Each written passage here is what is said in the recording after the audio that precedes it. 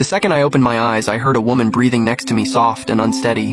Her breath came in trembles, and I turned my head toward the faint light from the window. I could make out her face, and even in the dark she was stunning in a way that almost hurt to look at. The bruises across her collarbone were impossible to ignore, and I had no idea what had happened.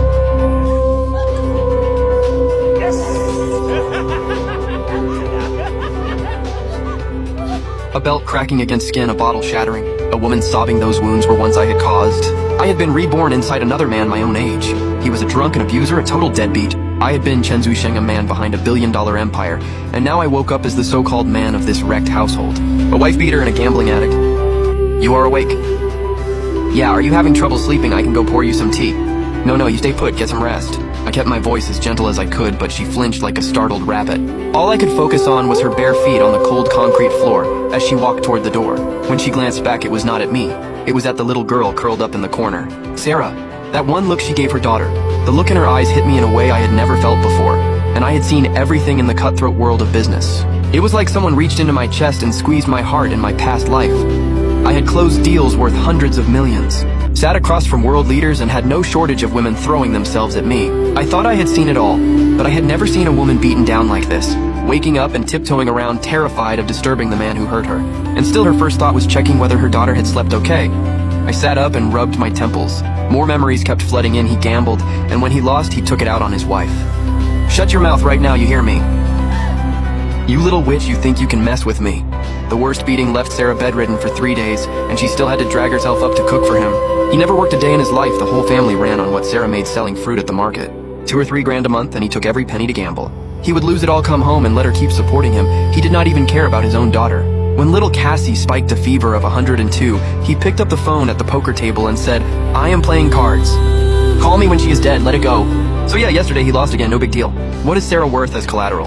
Tell me, what do you think she is worth? Aplenty, she is a looker. Do not believe me, come by tomorrow and see for yourself. Someone is coming over today to check her out. That made me squeeze my eyes shut and take a long, slow breath. Sarah came back with a cup of tea, and I noticed Cassie shifting restlessly in her sleep.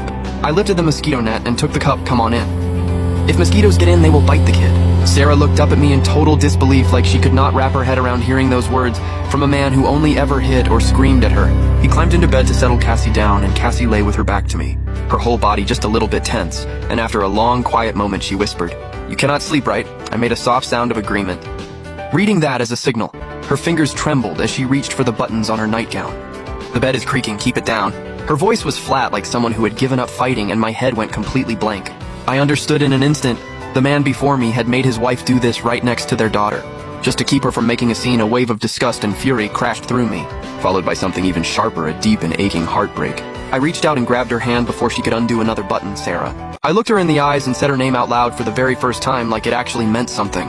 Listen, you do not have to do this anymore. She shuddered head to toe. Her eyes went wide, flooded with shock and confusion. And underneath it all, a tiny, fragile flicker of hope she did not dare to feel get some sleep. I'm going to give you and Cassie a real life, I said it out loud, and the plan in my head suddenly became crystal clear.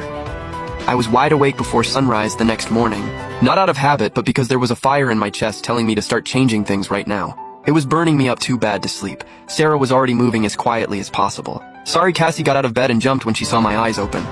Oh, sorry. I woke up on my own, I sat up. I will go pick up Cassie today and then come with you to the stand. Business has been slow lately. I could see she thought I was coming to take money again. Fear had become second nature to her, but I did not explain myself this time. I got up and walked to the kitchen. The fridge had a few eggs, and a bowl of cold leftover rice sitting there, looking lonely. When 2 plates of golden crispy fried rice hit the table, Sarah and Cassie just stood there staring, like they were watching something they could not explain. Cassie tilted her little face up. Mommy, Daddy can cook. Sarah did not answer. She just looked at me with this complicated expression. The market was loud and lively, and I stood in front of Sarah's fruit stall. Frowning slightly, it was way too bare bones. Just one kind of apple piled up messily with a crooked handwritten sign saying $3.80 a pound. The lady selling vegetables next door hollered over, Hey, look who showed up to help out today, must be a cold day in hell. I did not even glance her way. My brain was already running the numbers. Only one product, zero competitive edge, rigid pricing. Margins too thin, foot traffic way too low. Absolutely nothing drawing people in. Sarah had to go pay the vendor fee. Before she left, she gave me a nervous look and said quietly, The apples cost me $2 each, got it, go ahead. She kept glancing back as she walked away, and I crouched down, picked up one of those thin red plastic bags and felt the weight of it. Then I looked around at the crowd walking past, completely ignoring the little stall. In a split second, the whole plan snapped into place. I grabbed the cardboard from a nearby crate.